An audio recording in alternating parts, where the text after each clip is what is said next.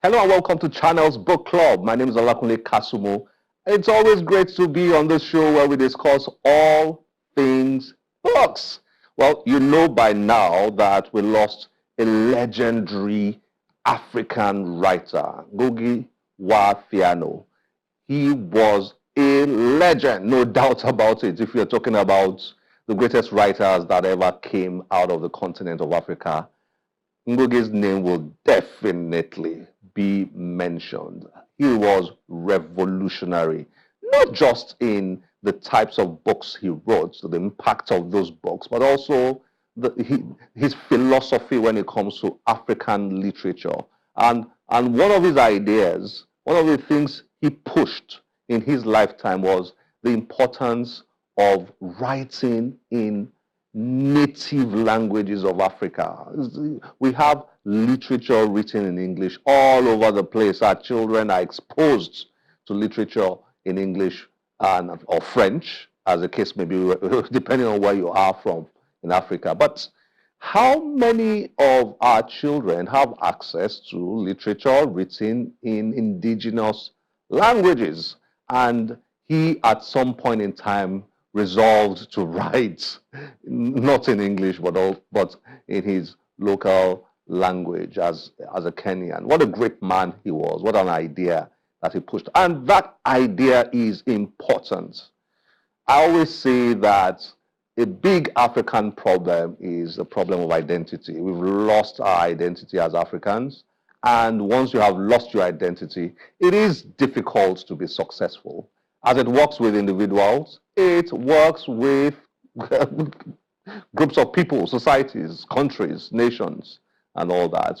So what happened to our identity? And when you talk about identity, you're talking about a range of things, including your language. Oh, we've lost our languages. So our children are reading books written in English or French, depending on where you are from in Africa.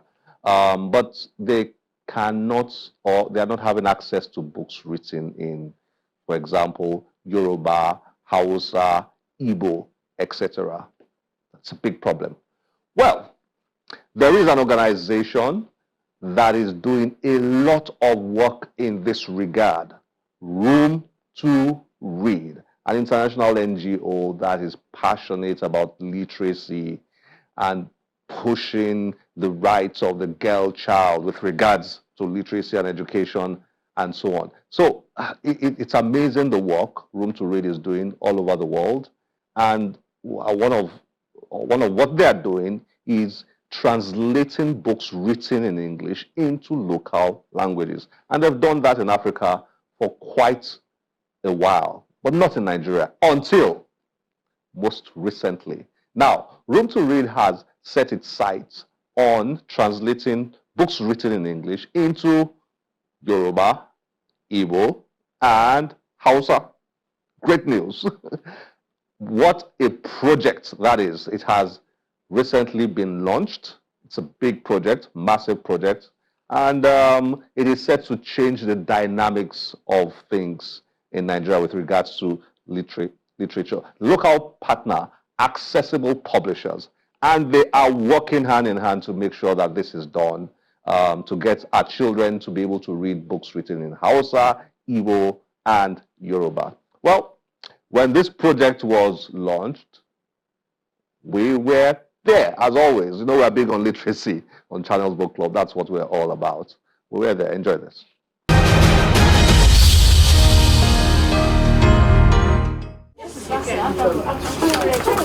The average literate Nigerian child is exposed to books written in the English language, but very few have access to books written in indigenous languages.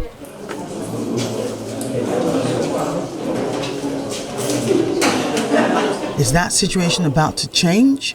Well, hopefully so, as the Nigeria Literacy Book Adaptation Project, an initiative of Room to Read, a global non-profit organization operating in 16 countries across Asia, Africa, Latin America, and the Caribbean, in partnership with Nigeria's accessible publishers, gets underway.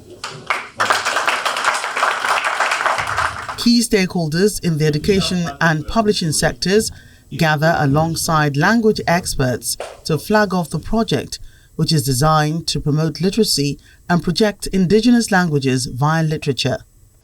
Today, we are not merely commencing a program, we are igniting a movement that holds the power to reshape our educational narrative, renew our linguistic heritage, and rekindle the flame of reading among our children.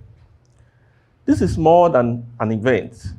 It is a clarion call to inclusion and to excellence. The Regional Director for Africa Room to Read shares an overview of the Nigeria Literacy Book Adaptation. Many people ask us, why Nigeria? And as a regional director, I was challenged, why Nigeria? And my question was, why not Nigeria? As we launch this project today, the main objective of this project is to create high-quality storybooks that children can read with pleasure in 3 languages, Yoruba, Igbo, and Hausa. And as we continue to enrich our partnership and grow our work here in the region, we are looking forward to extending our work beyond just the 3 languages, but to many, many languages that children can benefit in learning through our culture. We believe, ladies and gentlemen, that if you teach a child in their foundational stages, in their local languages, and create the passion and the habit for reading and writing in their local languages, the translation as they grow older into English is much easier. And more importantly too, it speaks to our identity. It speaks to who we are and the pride that we are. The public sector has always played a critical role in determining the type and language of literature content for all levels of education. Various government representatives share their thoughts on the new development. Language without culture is nothing. Culture without language, it is an integral part of our culture.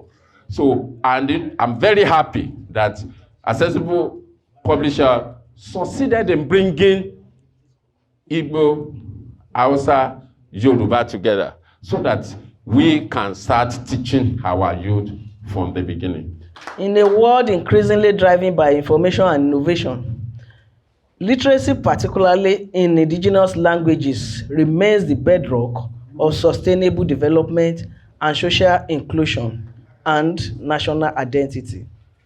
Please, I want to implore us, if it's still possible, let us try to be speaking our dialect when we are at home. Let them go and learn others in school. The adaptation of culturally relevant, age-appropriate, and linguistically inclusive books is a visionary step toward bridging the literacy gap and igniting a lifelong love for reading among our children. Literacy is not merely the ability to read and write. It is the foundation of all learning and a fundamental right. As a government, we recognize that investing in early grade literacy is one of the most effective strategies for building a strong, informed, and productive society. To have our children learn in their native languages will help a lot to, improve the quality of knowledge being imparted to them. This is very important because when you're talking of literacy in the Nigerian languages, this is the step forward towards functional education because you have to be literate in your mother tongue for you to be able to understand even the other language. There is issue of comparability of your own experience, leveraging on that experience to enable you to be able to understand the other language and function well. The need for publishing literature in African languages and preserving African identity is communicated through performance poetry. University labajade o. Inakwana, my people. Kedukodi. Jibi. I greet you all in this room of intellectual reasoning. And to Mr. Collins, my dear brother, and your amiable team members, Hekabo, Ekuri, Oko Ojepobi. You're welcome to Ibadan, the city of Oluyole. About all the land surrounded by hills, the land that tells story, not story in the white man's language, but hito, near the Ashatiwa. I welcome you to the ancient town that is the first among equals, the town where books began to speak once upon a time. I welcome you to Africa. I welcome you to Nigeria, the giant of the black man's race. I welcome you, Ekabo. But I have bad news for you this afternoon. Listen to me. There's a pain in my heart, or welcome. There's a hurt, there's an agony, and you all are responsible for that pain. I represent Abubakar. I represent Alima. I am Chukwude. Azubike is my name. But Bababade Oju Oko Mini Olayiwola. Olayinka no loruko minje. I'm the little boy, the little girl in your class. You beat because I spoke vernacular. Vernacular. You slapped my face because I spoke in the language of my culture and my identity. You insulted me and called me Holodo Rapata. Oju eja lo moje. Onima mewo. Let's the book breathe. Let our culture stand. Thank you. In the course of this workshop, we'll also look at issues of design, the design of the book. We'll look at illustrations, which is really key. And then we'll also look at the whole area around gender, equity, and social inclusion. 9 language experts engaged in the process of translating the books into local languages. In the whole world today, the only competition is collaboration. What they cannot do on their own is they have their own deliverables. Likewise, we have our own deliverables. And they're coming to us, they are coming to assist us in even promoting our local languages. And you can see, and I said it earlier, it's a movement, it's a clearing call. I'm telling you, if the outsider can come to develop our languages, to promote our languages, that shows that we need to change the way we are operating our modus operandi, not limiting our operations to English language alone. We need to do more on the local languages. This is remarkable and awesome because it's coming at the right time. It's coming at a time when we have realized that our indigenous languages are going extinct, and by not starting our children with our indigenous languages, we're in fact slowing down their progress in learning even English language, which is a second language. The major take-home as far as this event is concerned is that we've now acquired a kind of skills on how to develop these books in our own indigenous languages so that we can use them to equip our children on how to develop the habit of reading as well as to have the skills of reading in their own indigenous language, which in the long run will enable them to read and write also for any foreign language that they come across, be it English, French, or any other language. Because having skill in your own native language, that's the best way that can enable you to have a kind of opportunity to easily grasp and understand native other foreign languages be it French, Japanese, English, whatever language. So that's the major take home, and I hope that our people, especially the young ones, will benefit from what we have learned in this gathering, in this particular event. With this initiative, Nigerian children will immensely benefit and have easy access to mother tongue storybooks.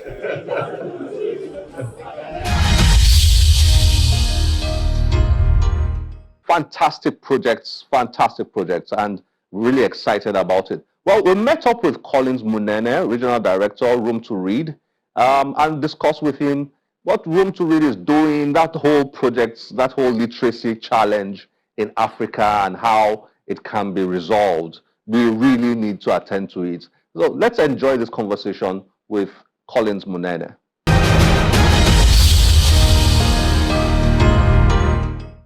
Collins, thank you very much. It's been nice speaking with you. Thank you for joining us. Thank you. It's been a pleasure.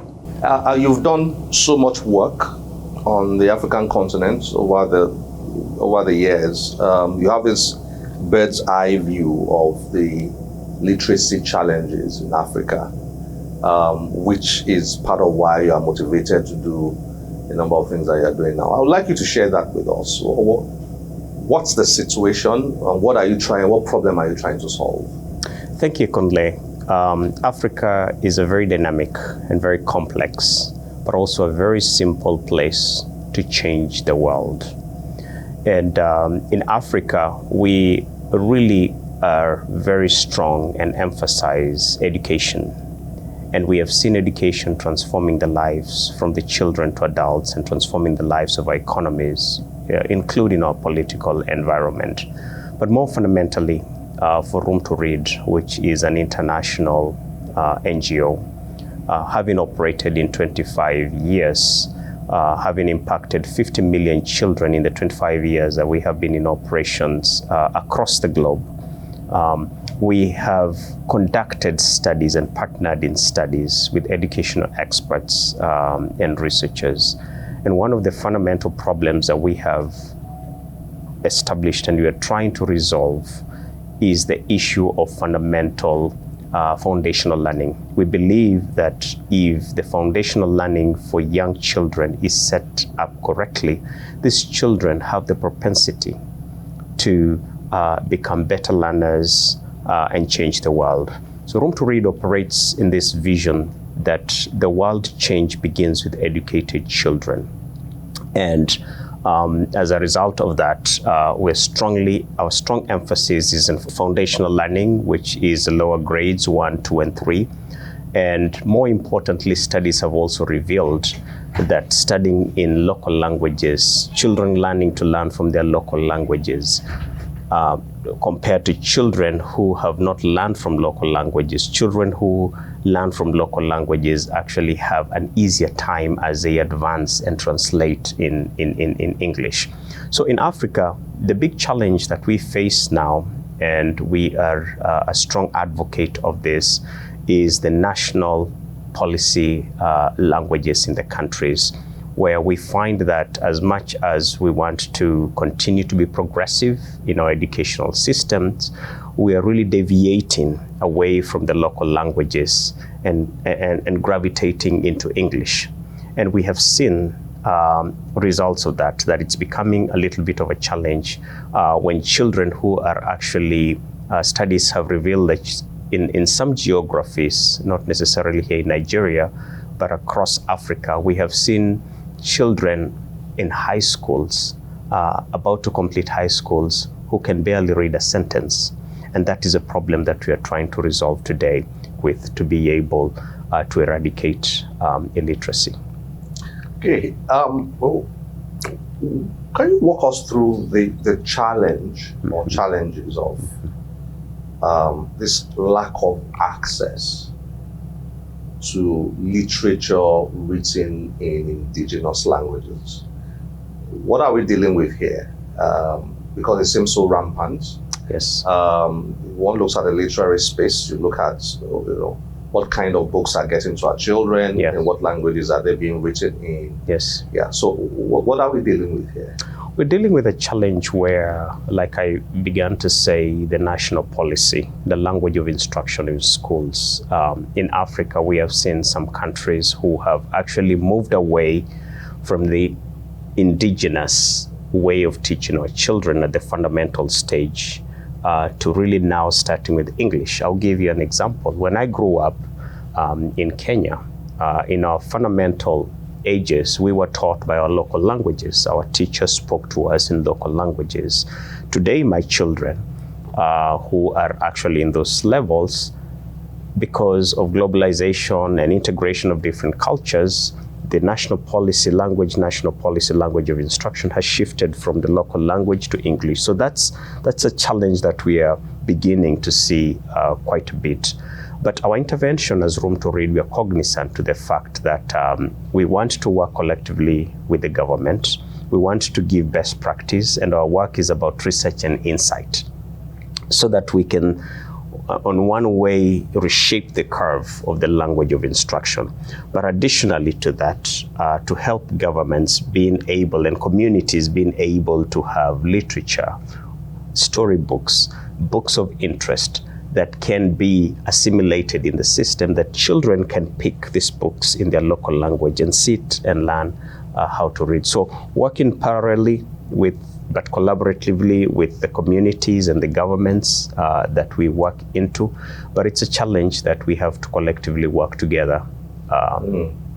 Okay, finally, I would like you to walk us through this particular process, yes, or project, in terms of the technicalities. You've got language experts, yes, how many books, and so on, how long? This is very exciting, Kunle. I'm very excited because our partnership with Accessible Publishers Limited is a very exciting partnership. One, because it's a partnership that will help us to collectively together with the 9 language experts that are actually meeting this week to review and adopt children books. And we're looking about 20 titles, which is just a pilot of 20 titles in 3 of the main languages, Yoruba, Igbo, and Hausa. And the way this is going to happen is that it's a collection of intellectual, but also well-researched practices from the ecosystem, the professors, the PhDs in Nigeria on these 3 languages. As a result of that, we're looking at printing these storybooks and distributing these storybooks. We'll actually start working in Oyo. As I said, it's just a pilot. We're working in Oyo. So this is a 2-year-long pilot with this partnership. What we intend to do is to learn from it. We are also a learning organization. To learn from this, what works best, what's more impactful, what's the next level of language, which other community do we need to reach out and expand our work. So it's going to be a growing partnership from just Oyo State to many other states in the country with many different languages. But as we speak right now, this is the technical work and workshop that we're engaging in to really discover and uncover beyond the 3 languages, what else can we do? And we're looking forward to that. Thank you very much, Collins. Thank you for your time. Thank you. It's been nice having you. Thank you, Collins.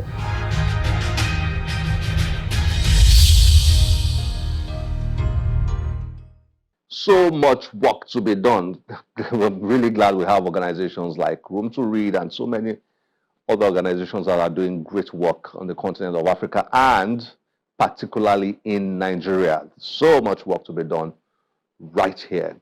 Well, this is where we have to end the show today. As always, we'll be delighted to get your feedback through any of our social media platforms displayed on your screen. My name is Olakunle Kasumu. Remember, one great book can change your life. Bye-bye.